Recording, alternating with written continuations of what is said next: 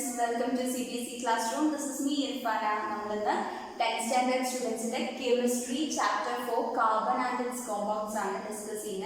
Very important chapter chemistry nalla weightage ulla chapter board exam adhigam questions okke varuna chapter carbon and compounds മാത്രമല്ല 10th കഴിഞ്ഞ് entrance exam ഒക്കെ എഴുതാൻ പോകുന്ന കുട്ടികൾക്കാണെങ്കിൽ ഈ ഒരു ടോപ്പിക് വളരെ ഇമ്പോർട്ടൻ്റ് ആണ്. കാർബൺ കോമ്പൗണ്ട്സിൽ ബേസ് ചെയ്തിട്ടുള്ള ഒരുപാട് കാര്യങ്ങൾ പഠിക്കാനുണ്ട്. അതുപോലെ നിങ്ങൾ +1 +2 ഓപ്റ്റ് ചെയ്യാൻ പോകുന്നത് സയൻസ് ഗ്രൂപ്പ് ആണെങ്കിലും കാർബൺ കോമ്പൗണ്ട്സ് വളരെ അഡ്വാൻസ്ഡ് ആയിട്ട് നിങ്ങൾക്ക് പഠിക്കാനുണ്ട്. അപ്പോൾ നിങ്ങളുടെ ഹയർ സ്റ്റഡീസിനായാലും ഈ എൻട്രൻസ് കോച്ചിങ്ങിനായാലും ഒക്കെ ഈ ഒരു ടോപ്പിക് വളരെ ആവശ്യമാണ്. ഇതൊക്കെ പോട്ടെ, 10th ബോർഡ് എക്സാം ഇപ്പോൾ നിങ്ങൾക്ക് കെമിസ്ട്രിയിൽ നിന്ന് നല്ല മാർക്ക് സ്കോർ ചെയ്യണമെങ്കിൽ കാർബൺ ആൻഡ് കോമ്പൗണ്ട്സ് അറിഞ്ഞിരിക്കണം. ഫസ്റ്റ് പഠിക്കുമ്പോൾ ഇത്തിരി ഡിഫിക്കൽട്ട് തോന്നുന്ന ചാപ്റ്റർ ആണ്. പക്ഷെ കൺസെപ്റ്റ്സ് മനസ്സിലാക്കി കഴിഞ്ഞാൽ കുഴപ്പമില്ല. ബൈ ഹാർട്ട് അടിക്കാൻ നോക്കുമ്പോഴാണ് ഈ ചാപ്റ്ററുകൾ ഭയങ്കര ബുദ്ധിമുട്ടാകും. പല കുട്ടികളും എനിക്ക് മെസ്സേജ് ചെയ്തിരുന്നു കാർബൺ ആൻഡ് കോമ്പൗണ്ട്സ് വെരി ഡിഫിക്കൽട്ടാണ്, ഹെൽപ്പ് ചെയ്യണമെന്ന് പറഞ്ഞത്. ഹെൽപ്പ് ചെയ്യാൻ വേണ്ടിയാണ് ഞാൻ വന്നിരിക്കുന്നത്. വളരെ ഈസി ആയിട്ട് കാര്യങ്ങൾ മനസ്സിലാക്കി കൺസെപ്റ്റ്സ് ക്ലിയർ ആക്കി ഈ ചാപ്റ്ററിൽ നിന്ന് എന്തെല്ലാം ക്വസ്റ്റ്യൻസ് ബോർഡ് എക്സാമിന് വരും, എങ്ങനെ ആൻസർ എഴുതണം എന്നുള്ള രീതിയിൽ നമുക്ക് പഠിക്കാം. പിന്നെ നമ്മുടെ ചാനൽ ഫസ്റ്റ് ടൈം കാണുന്ന സ്റ്റുഡൻസ് ആണെങ്കിൽ താഴെ ഒരു സബ്സ്ക്രൈബ് ബട്ടൺ ഉണ്ട്. അത് പ്രസ് ചെയ്തിട്ട് തൊട്ടടുത്തൊരു ബെൽ ഷേപ്പിലൊരു ഐക്കൺ കാണാം, അതുകൂടി പ്രസ് ചെയ്തേക്കുക. എന്നിട്ട് ഓൾ എന്ന് പറയുന്ന ഓപ്ഷൻ ചൂസ് ചെയ്യുക. അപ്പോൾ മാത്രമേ നമ്മുടെ ചാനൽ അപ്ലോഡ് ചെയ്യുന്ന ക്ലാസ്സുകളൊക്കെ നിങ്ങൾക്ക് കറക്റ്റ് ടൈമിൽ നോട്ടിഫിക്കേഷൻ കിട്ടുകയുള്ളൂ. നിങ്ങളുടെ ഫ്രണ്ട്സിന് എല്ലാവർക്കും ഈ ക്ലാസ് ഷെയർ ചെയ്ത് കൊടുക്കണം. ക്ലാസ്സിനെ കുറിച്ചുള്ള നിങ്ങളുടെ അഭിപ്രായങ്ങളൊക്കെ താഴെ കമൻറ്റ് ബോക്സിൽ അറിയിക്കണം. നമുക്ക് ലെസൺ സ്റ്റാർട്ട് ചെയ്യാം. അപ്പോൾ ഈ കാർബൺ എന്ന് പറയുന്നത് നമ്മളുടെ ലൈഫിലെ എവറിഡേ ലൈഫിലെ എല്ലാ കാര്യങ്ങളും ഉണ്ട്. അതായത് നമ്മൾ കഴിക്കുന്ന ഫുഡ്, നമ്മൾ ഇട്ടിരിക്കുന്ന ഡ്രസ്സ്, നമ്മൾ കഴിക്കുന്ന മെഡിസിൻസ്, നമ്മൾ വായിക്കുന്ന ബുക്സ്, ഇതെല്ലാം കാർബൺ ബേസ്ഡ് തിങ്സാണ്.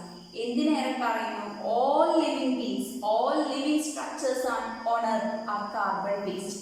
അപ്പോൾ കാർബൺ എന്ന് പറയുന്നത് അത്രത്തോളം ഇമ്പോർട്ടൻ്റ് ആണ്.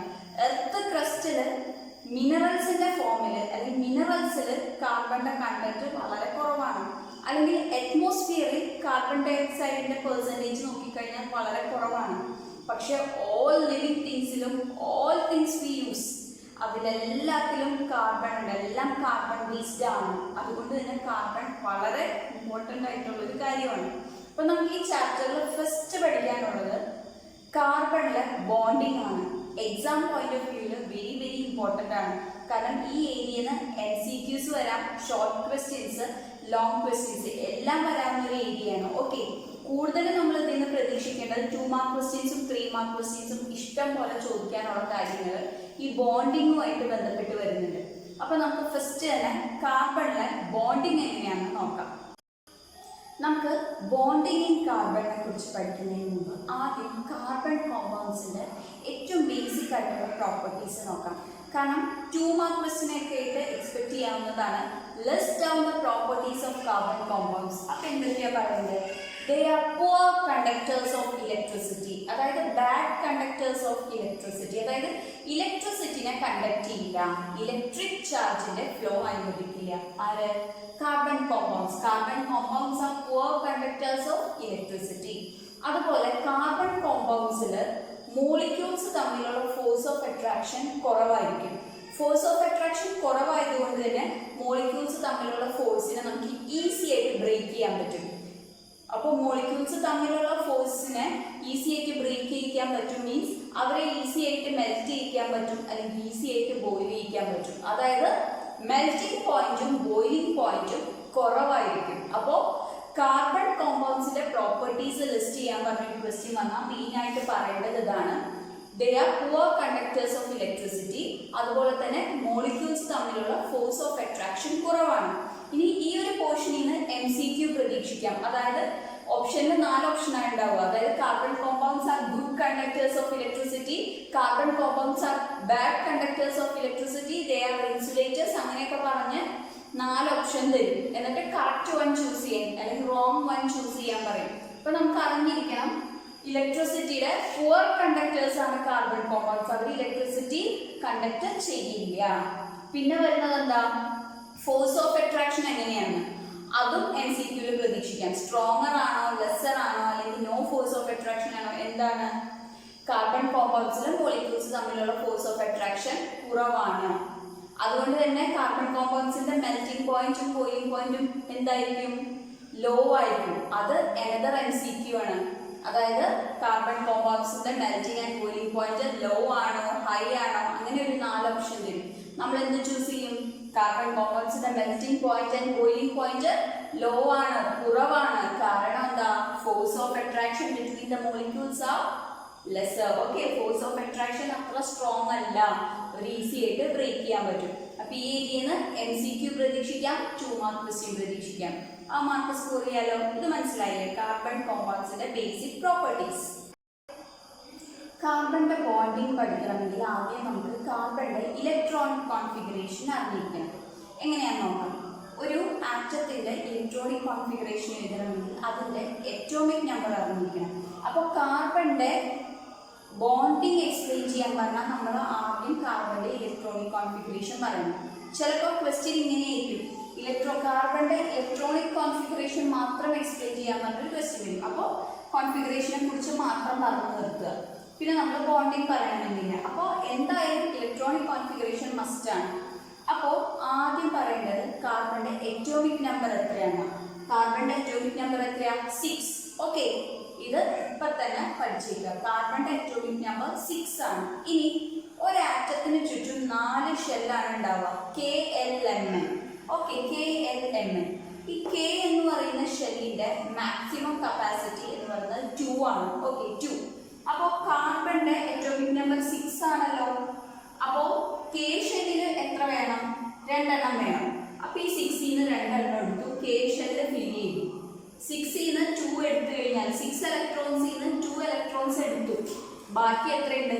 4 ഇലക്ട്രോൺസ്. ആ 4 ഇലക്ട്രോൺസ് എവിടെ വരും? ഈ L ഷെല്ലിൽ വരും. അപ്പോൾ ആകെ 6 അല്ലേ ഉള്ളൂ. അപ്പൊ അതിലെ 2 എടുത്ത് K ഷെല്ല് ഫിൽ ചെയ്തു. ബാക്കി എത്രയുണ്ട്? 4 ഉണ്ട്. അതോടുകൂടി തീർന്നു. അപ്പൊ പിന്നെ ഈ M എന്ന് പറയുന്ന ഷെൽസിനെ ഇവിടെ പ്രസക്തി ഇല്ല. അപ്പൊ KL ഇതെങ്ങനെയാ നോക്കി? 2, 4 ആയാണ് നിൽക്കുന്നത്. കാരണം K ഷെല്ലിൽ എന്തായാലും 2 എണ്ണം വേണം. ആ 2 എണ്ണം ഈ 6 എണ്ണത്തിൽ നിന്ന് എടുത്തു. ബാക്കി എത്രയുണ്ട്? 4. ആ 4 നമ്മൾ അടുത്ത L ഷെല്ലിൽ എഴുതി. പക്ഷേ L ഷെല്ലില് ഒബ്ജക്റ്റ് വേണം, അതായത് 8 എണ്ണം വേണം. എന്നാലേ, അതായത് ഒരു ആറ്റത്തിന്റെ റിയാക്ടിവിറ്റി നമ്മൾ പറയുക ആ ആറ്റത്തിന്റെ വാലൻസ് ഇലക്ട്രോൺസ് നോക്കിയിട്ടാണ്. വാലൻസ് ഇലക്ട്രോൺസ് എന്ന് പറഞ്ഞാൽ എന്താ അർത്ഥം? ഒരു ആറ്റത്തിന്റെ ഔട്ടർ മോസ്റ്റ് ഷെല്ലില്, ഇപ്പോ കാർബണിന്റെ ഔട്ടർ മോസ്റ്റ് ഷെല്ല് ഏതാ? L ആണ്. ആകെ 2 ഷെല്ലുള്ളൂ, Kയും Lയും. കാർബണിന്റെ ഔട്ടർ മോസ്റ്റ് ഷെല്ല് ഏതാ? L. അപ്പോൾ ഈ Lലുള്ള ഇലക്ട്രോൺസ് ആണ് കാർബണിന്റെ വാലൻസ് ഇലക്ട്രോൺസ്. കാർബണിന് എത്ര വാലൻസ് ഇലക്ട്രോൺസ് ഉണ്ട്? 4. അപ്പോൾ ഓരോ ആറ്റത്തിന്റെയും ഔട്ടർ മോസ്റ്റ് ഷെല്ലിലുള്ള ഇലക്ട്രോൺസിനെയാണ് നമ്മൾ വാലൻസ് ഇലക്ട്രോൺസ് പറയുക. അപ്പോൾ എത്ര വാലൻസ് ഇലക്ട്രോൺസ് ഉണ്ട് എന്ന് നോക്കിയിട്ടാണ് ഒരു ആറ്റത്തിന്റെ റിയാക്ടിവിറ്റി നമ്മൾ പറയുക. അതായത് ഒരു ആറ്റത്തിന്റെ L ഷെല്ലിൽ എന്ത് വേണം? 8 ഇലക്ട്രോൺസ് വേണം. അതായത് ഒബ്ജക്റ്റ് എന്ന് പറയും. ഒബ്ജക്റ്റ് 8 ഇലക്ട്രോൺസ് തികഞ്ഞാലേ ഒബ്ജക്റ്റ് തികയുള്ളൂ. അപ്പൊ ഇവിടെ 8 എണ്ണം തികയണമെങ്കിൽ എന്ത് വേണം? ഒരു 4 ഇലക്ട്രോൺസും കൂടെ കിട്ടണം അല്ലെ? 4 + 4 ആയാലേ 8 എണ്ണം ആവുള്ളൂ. അല്ലെങ്കിൽ എന്ത് മതി? ഇവിടെ ഉള്ള ഈ 4 ഉണ്ടല്ലോ, ആർക്കെങ്കിലും കൊടുത്താൽ മതി. ഒന്നുകിൽ നമ്മൾ 4 ഇലക്ട്രോൺസിനെ എവിടെ നിന്നെങ്കിലും മേടിക്കണം. അപ്പോൾ +4 ആവുമ്പോൾ ഇവിടെ എന്തായി? 8 എണ്ണമായി. L ഷെല്ലിൽ ഒബ്ജക്റ്റ് തികഞ്ഞു, 8 എണ്ണം തികഞ്ഞു. അതിനെന്ത് ചെയ്യണം? 4 ഇലക്ട്രോൺസിനെ ഗെയിൻ ചെയ്യണം. അല്ലെങ്കിൽ ഒരു ഓപ്ഷൻ എന്താ? ഇങ്ങനെയല്ലേ നിൽക്കുന്നത്, ഈ 4 ഇലക്ട്രോൺസിനെ ആർക്കെങ്കിലും കൊടുക്കാം. അപ്പൊ പിന്നെ എന്താ? L ഷെല്ല് പോയി, ബാക്കിയുള്ളത് K ആണ്. Kയിൽ 2 ആണ് മാക്സിമം വേണ്ടത്, 2 എണ്ണം ഉണ്ട്. അപ്പൊ കറക്റ്റ്. അപ്പൊ ഒന്നുകിൽ 4 എണ്ണത്തിനെ നമ്മൾ വാങ്ങിക്കണം. 4 എണ്ണത്തിനെ വാങ്ങിക്കുക എന്ന് പറയുമ്പോൾ 4 ഇലക്ട്രോൺസിനെയാണ് വാങ്ങിക്കുന്നത്. അതായത് ഇലക്ട്രോൺസിനെ മേടിക്കുമ്പോൾ മൈനസ് ചാർജ് ആണ്, അപ്പൊ 4-. അല്ലെങ്കിൽ 4 എണ്ണത്തിനെ കൊടുക്കണം. കൊടുക്കുമ്പോൾ എന്താ? പ്ലസ് ആണ്. അപ്പോ ഒന്നുകിൽ 4 ഇലക്ട്രോൺസിനെ വാങ്ങിക്കണം, അല്ലെങ്കിൽ 4 ഇലക്ട്രോൺസിനെ കൊടുക്കണം അല്ലെ? ഇതിന് ഒബ്ജക്റ്റ് തയ്ക്കണമെങ്കിൽ, അതായത് ഒന്നുകിൽ ഒബ്ജക്റ്റ് തയ്ക്കണം, 4 എണ്ണം കൂടെ മേടിച്ച് 8 എണ്ണം തയ്ച്ച് ഒബ്ജക്റ്റ് തയ്ക്കണം. അല്ലെങ്കിൽ ഒരു 4 എണ്ണത്തിന് കൊടുത്താൽ മതി. അപ്പോൾ L ഷെല്ല് പോയി, ബാക്കി K മാത്രമായി. Kയിൽ 2 ഉണ്ട്, ഓക്കെ ആണ്. അതായത് ഇങ്ങനെ ഓരോ ഷെല്ലിലും ഒരു മാക്സിമം കോൺഫിഗറേഷൻ ഉണ്ട്. അത് കറക്റ്റ് ആക്കിയാൽ മാത്രമേ ഒരു ആറ്റത്തിന് നോബൽ ഗ്യാസ് കോൺഫിഗറേഷൻ കിട്ടുള്ളൂ. എന്താ? Nobel gas configuration. Nobel gas configuration എന്ന് പറഞ്ഞാൽ എന്താ പറയുക? നോബൽ ഗ്യാസ് എന്ന് പറഞ്ഞു കഴിഞ്ഞാൽ അവരുടെ ഔട്ടർ മോസ്റ്റ് എപ്പോഴും ഫില്ലായിരിക്കും. എത്ര വാലൻസ് ഇലക്ട്രോൺസ് അവരുടെ ഔട്ടർ മോസ്റ്റ് ഷെല്ലിൽ വേണോ അത് അവർക്ക് ഉണ്ടാവും. ആവശ്യമുള്ള ഇലക്ട്രോൺസ് ഒക്കെ ഉണ്ടെങ്കിൽ പിന്നെ ഈ ആറ്റം റിയാക്ട് ചെയ്യാൻ പോകും ഇല്ല, റിയാക്ട് ചെയ്യാതെ അനങ്ങാതെ അവിടെ ഇരിക്കും. അവർ ഇനാക്റ്റീവ് ആയിരിക്കും, ഇനേർട്ട് ആയിരിക്കും.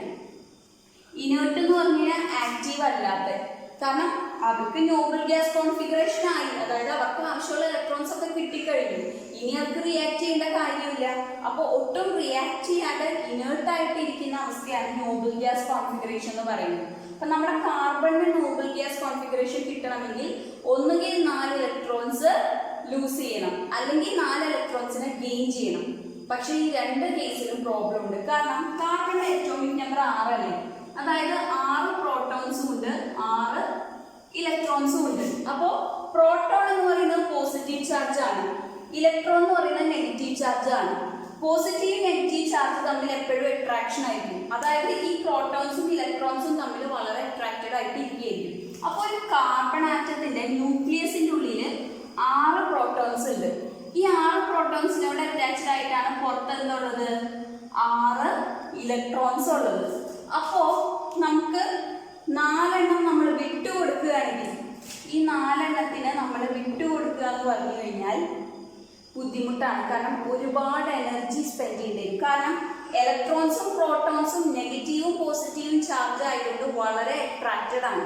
അപ്പോൾ ഈ അട്രാക്ഷനെ വിടിയിച്ചിട്ട് വേണം നമുക്ക് 4 എണ്ണത്തിനെ കൊണ്ടുപോകണമെങ്കിൽ, അതായത് 4 എണ്ണത്തിനെ ലൂസ് ചെയ്യണമെങ്കിൽ.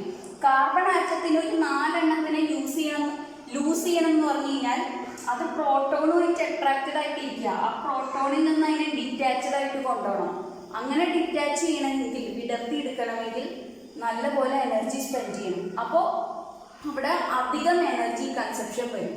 അതുകൊണ്ട് കാർബണിന്റെ കേസിൽ 4 ഇലക്ട്രോൺസ് വിട്ടുകൊടുക്കുക എന്ന് പറയുന്നത് പോസിബിൾ അല്ല.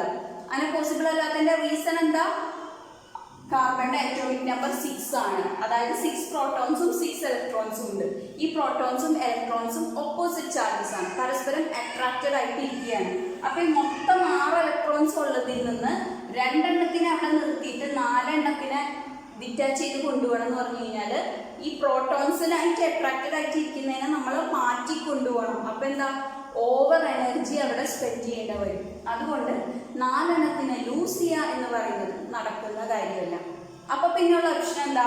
ഓൾറെഡി ഇവിടെ ഇങ്ങനെ 6 എണ്ണം ഉണ്ട്. ഓക്കെ, ഇതിൽ 2 എണ്ണം ഫസ്റ്റ് ഷെല്ലിലാണ്, ഈ 4 എണ്ണം സെക്കൻഡ് ഷെല്ലിലാണ്. സെക്കൻഡ് ഷെല്ലിൽ നമുക്ക് എത്ര എണ്ണം വേണം?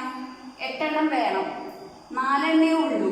അപ്പോൾ ഒരു 4 എണ്ണത്തിനെയും കൂടെ വാങ്ങിക്കണം. ഓക്കെ, അപ്പോ ഈ കാർബണിന്റെ കോൺഫിഗറേഷൻ ഇങ്ങനെയാണല്ലോ, 2, 4 എന്ന് പറയുന്നത്. അപ്പോൾ ഇവിടെ ഒബ്ജക്റ്റ് ആവണമെങ്കിൽ എന്ത് വേണം? ഒരു 4 എണ്ണത്തിനെയും കൂടെ നമ്മൾ വാങ്ങിക്കണം. പക്ഷെ എന്ത് പറ്റുമെന്നറിയോ? ഇവിടെ അറ്റോമിക് നമ്പർ 6 അല്ലേ, അതായത് 6 പ്രോട്ടോൺസും 6 ഇലക്ട്രോൺസും ആണ് ഉള്ളത്. അപ്പോൾ ഈ 6 പ്രോട്ടോണിന് 6 പ്രോട്ടോണുള്ള ന്യൂക്ലിയസിന് 6 ഇലക്ട്രോണിനെ താങ്ങാനേ പറ്റുള്ളൂ. നമ്മൾ ഈ +4 എണ്ണം വാങ്ങി വരുമ്പോഴുണ്ടല്ലോ, ഇവിടെ 10 എണ്ണമായി അല്ലേ, 4 ഇവിടെ 8 എണ്ണം തീർക്കാൻ വേണ്ടി നമ്മൾ 4 എണ്ണം വാങ്ങിക്കുന്നു. അപ്പോൾ ഓൾറെഡി അപ്പൊ ഇവിടെ 8 പ്ലസ് ഈ 2 10 ഇലക്ട്രോൺസ് ഉണ്ട്. പക്ഷേ ഈ കാർബൺ ന്യൂക്ലിയസിനുള്ളിൽ 6 പ്രോട്ടോൺ ഉള്ളൂ. 6 പ്രോട്ടോൺസിന് 10 ഇലക്ട്രോൺസിനെ ഹോൾഡ് ചെയ്യാൻ പറ്റില്ല. അതായത് 6 പ്രോട്ടോണിന് 6 ഇലക്ട്രോൺസിനെ തന്നെ ഹോൾഡ് ചെയ്യാൻ പറ്റുള്ളൂ. നമ്മൾ എക്സ്ട്രാ ഗെയിൻ ചെയ്തെടുക്കുന്ന 4 ഇലക്ട്രോൺസ് ഉണ്ടല്ലോ, ഈ 4 ഇലക്ട്രോൺസിനെ കാർബണിന്റെ ന്യൂക്ലിയസിന് ഹോൾഡ് ചെയ്യാൻ പറ്റില്ല. അപ്പോൾ 4 ഇലക്ട്രോൺസ് ഗെയിൻ ചെയ്യാന്ന് പറയുന്നതും കാർബണിന്റെ കേസിൽ നടക്കില്ല. അതായത് കാർബണിന്റെ നോബൽ ഗ്യാസ് കോൺഫിഗറേഷൻ കിട്ടണമെങ്കിൽ ഒന്നുകിൽ 4 എണ്ണം കൊടുക്കണം, അല്ലെങ്കിൽ 4 എണ്ണം വാങ്ങിക്കണം. രണ്ടും നടക്കില്ല. കാരണം 4 ഇലക്ട്രോൺസ് ലൂസ് ചെയ്യണമെങ്കിൽ എന്താ? ഓവർ എനർജി കൺസപ്ഷൻ നടക്കും. ഈ 4 എണ്ണം ഗെയിൻ ചെയ്യണമെങ്കിൽ കാർബണിന്റെ അറ്റോമിക് നമ്പർ 6 അല്ലേ, അപ്പൊ അതിൽ 6 പ്രോട്ടോൺസ് അല്ലേ ഉണ്ടാവുള്ളൂ. അപ്പോൾ കാർബണിന് 4 എണ്ണം ഗെയിൻ ചെയ്യാൻ പറ്റാത്ത എന്തുകൊണ്ടാ? കാർബണിന്റെ അറ്റോമിക് നമ്പർ 6 ആണ്. അപ്പോൾ കാർബണിൽ 6 പ്രോട്ടോൺസ് ആണ് ഉള്ളത്. 6 പ്രോട്ടോൺസിന് 6 ഇലക്ട്രോൺസിനെ ഹോൾഡ് ചെയ്യാൻ പറ്റുള്ളൂ.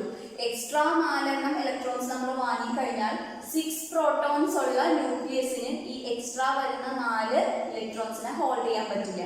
അപ്പോൾ കാർബണിന് ഗെയിനിങ് നടക്കില്ല, ലോസിംഗ് ഒന്നും നടക്കില്ല. കാരണം 6 ഇലക്ട്രോൺസും 6 പ്രോട്ടോൺസും വളരെ അറ്റാച്ച്ഡ് ആയിട്ട് ഇരിക്കുകയാണ്. ഓപ്പോസിറ്റ് ചാർജസ് അല്ലേ, അട്രാക്റ്റഡ് ആയിട്ട് ഇരിക്കുകയാണ്.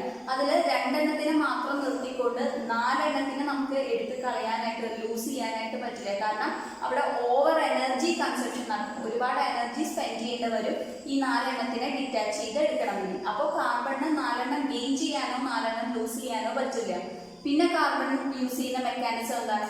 Covalent bonding. ഓക്കെ, അതായത് കാർബണിന്റെ വാലൻസ് ഇലക്ട്രോൺസിനെ, അതായത് ഔട്ടർ മോസ്റ്റ് ഷെല്ലിലുള്ള ഇലക്ട്രോൺസിനെ മറ്റ് ആറ്റംസ് ആയിട്ട് ഷെയർ ചെയ്യും. മറ്റ് കാർബൺ ആറ്റംസ് ആയിട്ടോ അല്ലെങ്കിൽ വേറെ ഏതെങ്കിലും കോമ്പൗണ്ട്സിലെ മോളിക്യൂൾസോ ആയിട്ടോ ഷെയർ ചെയ്യും. അപ്പോൾ കാർബൺ പൂർണ്ണമായിട്ട് ഇലക്ട്രോൺസിനെ ലൂസ് ചെയ്യുന്നുമില്ല, ആർക്കും വിട്ടു കൊടുക്കുന്നില്ല. പക്ഷെ കാർബണിന്റെ പുറത്തുള്ള വാലൻസ് ഇലക്ട്രോൺസിനെ മറ്റുള്ളവർക്ക് യൂസ് ചെയ്യാം. അതുപോലെ തന്നെ കാർബൺ കംപ്ലീറ്റ്ലി ആരുടെയും ഗെയിൻ ചെയ്യുന്നില്ല. പക്ഷെ മറ്റ് ആറ്റംസിന്റെ വാലൻസ് ഇലക്ട്രോൺസിനെ കാർബൺ യൂസ് ചെയ്യും, പക്ഷെ ഫുൾ ആയിട്ട് ഗെയിൻ ചെയ്തെടുക്കുന്നില്ല. അതായത് ഗെയിൻ ചെയ്യുന്നില്ല, ലൂസ് ചെയ്യുന്നില്ല. പകരം കാർബൺ എന്ത് ചെയ്യും? ഷെയർ ചെയ്യും. മറ്റ് ആറ്റംസ് ആയിട്ട് വാലൻസ് ഇലക്ട്രോൺസിനെ ഷെയർ ചെയ്യും. അങ്ങനെ ഷെയർ ചെയ്യുന്ന ബോണ്ടിങ് ആണ് കോവാലന്റ് ബോണ്ടിങ്. അപ്പൊ ഇത് ക്വസ്റ്റ്യൻ ആണ്, കാർബണിൽ വിച്ച് ടൈപ്പ് ഓഫ് ബോണ്ടിങ് ആണ് നടക്കുന്നത്? Covalent bonding. കോവാലന്റ് ബോണ്ടിങ് എന്ന് പറഞ്ഞു കഴിഞ്ഞാൽ എന്താ? Sharing of electrons. Noble gas configuration കിട്ടാൻ വേണ്ടി ആറ്റംസ് പരസ്പരം ഇലക്ട്രോൺ പെയർസിനെ ഷെയർ ചെയ്യും. അങ്ങനെ ഇലക്ട്രോൺസ് ഷെയർ ചെയ്തുകൊണ്ട് പരസ്പരം ഔട്ടർ മോസ്റ്റ് ഷെല്ലിൽ ഒബ്ജക്റ്റ് തികച്ചുകൊണ്ട് നോബിൾ ഗ്യാസ് കോൺഫിഗറേഷൻ അറ്റൈൻ ചെയ്യാൻ നോക്കും. അങ്ങനെ അറ്റൈൻ ചെയ്യുമ്പോൾ, അതായത് രണ്ട് ആറ്റംസിനും ഒബ്ജക്റ്റ് തികയാൻ കുറച്ച് ഇലക്ട്രോൺസിന്റെ ആവശ്യം ഉണ്ടാവും. പരസ്പരം ആവശ്യമുള്ള ഇലക്ട്രോൺസിനെ ഷെയർ ചെയ്തുകൊണ്ട് അവർ നോബിൾ ഗ്യാസ് കോൺഫിഗറേഷൻ അറ്റൈൻ ചെയ്യും. അങ്ങനെ അറ്റൈൻ ചെയ്യുന്ന ടൈപ്പ് ഓഫ് ബോണ്ടിങ് ആണ് കോവാലന്റ് ബോണ്ടിങ്. മറ്റൊരു ക്വസ്റ്റ്യൻ, കോവാലന്റ് ബോണ്ടിങ്ങിന് എക്സാമ്പിൾ ചോദിക്കും. അപ്പോൾ കാർബണിന്റെ ബോണ്ടിങ് എക്സാമ്പിൾ ആയിട്ട് പറഞ്ഞിട്ട് അത് എക്സ്പ്ലെയിൻ ചെയ്യാം.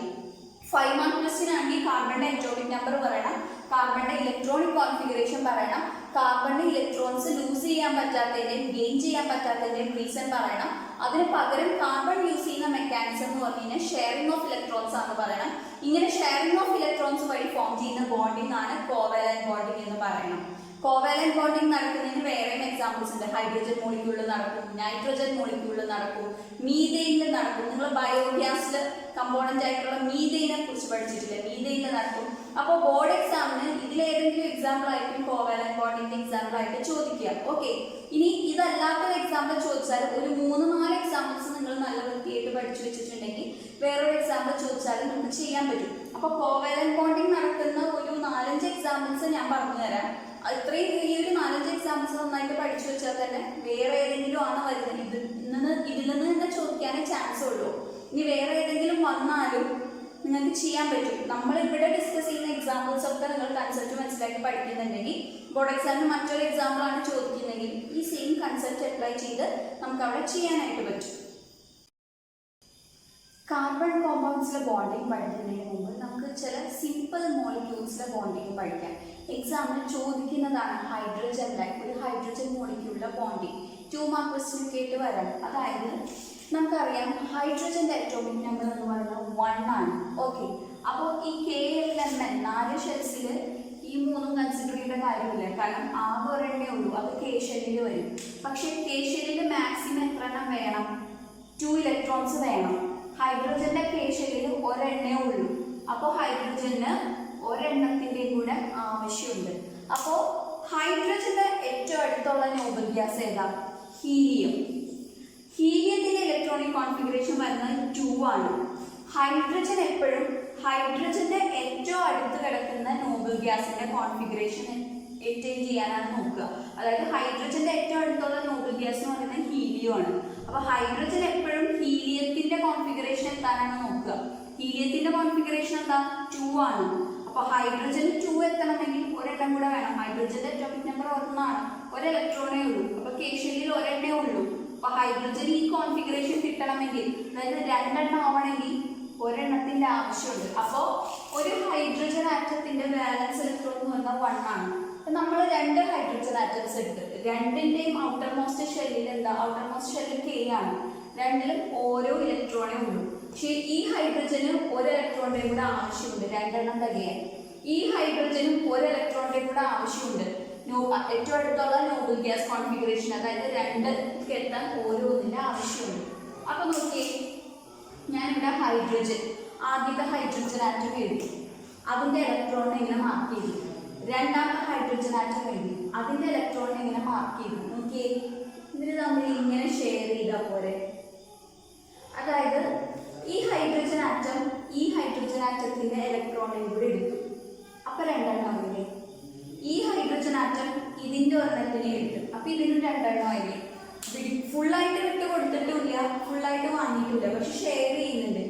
ഈ ഹൈഡ്രജൻ ആറ്റത്തിന്റെ ഒരു ഇലക്ട്രോണും കൂടെ ഷെയർ ചെയ്തെടുത്തപ്പോൾ ഇയാൾക്ക് 2 എണ്ണമായി, അപ്പൊ നോബിൾ ഗ്യാസ് കോൺഫിഗറേഷൻ ആയി. അതുപോലെ ഈ ഹൈഡ്രജൻ ആറ്റവും ഈ ഒരു ഇലക്ട്രോൺ കൂടി ഷെയർ ചെയ്തെടുത്തപ്പോൾ ഇയാൾക്കും 2 എണ്ണമായി, അപ്പോൾ ഹീലിയത്തിന്റെ കോൺഫിഗറേഷൻ ആയി. ഹൈഡ്രജന്റെ ഏറ്റവും അടുത്ത് കിടക്കുന്ന നോബിൾ ഗ്യാസ് ഏതാ? ഹീലിയം. ഹീലിയത്തിന്റെ കോൺഫിഗറേഷൻ എത്രയാ? 2. അപ്പൊ ഹൈഡ്രജൻ 2 എത്താനാണ് ശ്രമിക്കുന്നത്. അതായത് ഹൈഡ്രജന്റെ നോബിൾ ഗ്യാസ് കോൺഫിഗറേഷൻ എത്തണമെങ്കിൽ രണ്ടുപേർക്കും ഓരോ ഇലക്ട്രോണേ ഉള്ളൂ, ഓരോ ഇലക്ട്രോണും കൂടി വേണം. ഇവര് പരസ്പരം ഷെയർ ചെയ്താൽ പോരെ. ഈ ഹൈഡ്രജൻ ഇങ്ങോട്ടൊരു ഇലക്ട്രോണെ ഷെയർ ചെയ്തു, ഈ ഹൈഡ്രജൻ ഇങ്ങോട്ടൊരു ഇലക്ട്രോണെ ഷെയർ ചെയ്തു. അപ്പോൾ ഒരു ഹൈഡ്രജൻ ആറ്റവും ഒരു ഹൈഡ്രജൻ ആറ്റവും തമ്മിൽ ബോണ്ടിങ് നടന്നിട്ട് എന്തുണ്ടായി? 2 ഹൈഡ്രജൻ ചേർന്നപ്പോൾ H2 ഹൈഡ്രജൻ മോളിക്യൂളായി മാറി. 2 ഹൈഡ്രജൻ ആറ്റംസ് തമ്മിൽ ബോണ്ട് ചെയ്ത് H2 എന്ന് പറയുന്ന ഹൈഡ്രജൻ മോളിക്യൂളായി. ഇവിടെ ഓരോ ഇലക്ട്രോൺസ് അല്ലേ ഇവർ ഷെയർ ചെയ്തുള്ളൂ. അപ്പൊ ഇതെന്താണ്? സിംഗിൾ ബോണ്ടിങ് ആണ്. സിംഗിൾ ബോണ്ടിങ് നമ്മളൊരു സിംഗിൾ ലൈൻ വെച്ചാണ് കാണിക്കുക.